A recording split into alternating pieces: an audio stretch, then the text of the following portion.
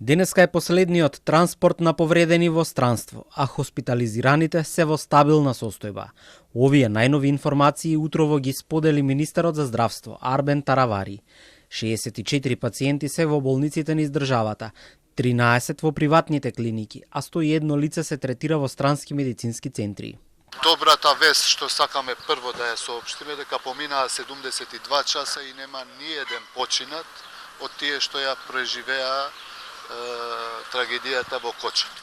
Вкупно се третираат 178 пациенти низ различни здравствени установи. Сите во релативно стабилна состојба. Вчера заедно со министерот за надворешни работи имавме прилика, отидовме и се видовме. Јас лично ги посетив сите пациенти еден до еден во Грција, во болницата Папа Николау, кај што беа 3 пациенти, и двајца во војната болница во Солун. Се видовме и со семејствата на пациентите, сите презадоволни од третманот на пациентите. Мораме во континуитет и да се прави преврска на тие рани и да се гледа на ткиво кое што е изумрено да се отстранува за да се даде простор раната полека да почне да заздравува. Така што во таа насока се оперативните интервенции. Во моментот во клинички центар има 35 пациенти, од кои на Карил се сместени 6 повредени лица и еден е за транспорт. На детска хирургија 4, на пластична хирургија 6 пациенти, травматологија 2 пациенти, торакална и васкуларна хирургија 4 пациенти, токсикологија 10, пулмологија 2, офталмологија 1 пациент. Во градската општа болница 8 септември се сместени 15 пациенти, од кои 2 ќе бидат транспортирани за Шведска.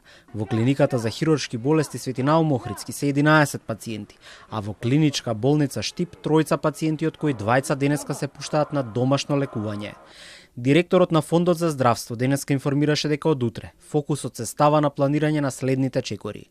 На клиниката за пластична хирургија во Скопје се прават планови за пациентите кои треба да бидат опфатени со хируршка интервенција за реконструкција на изгорено ткиво.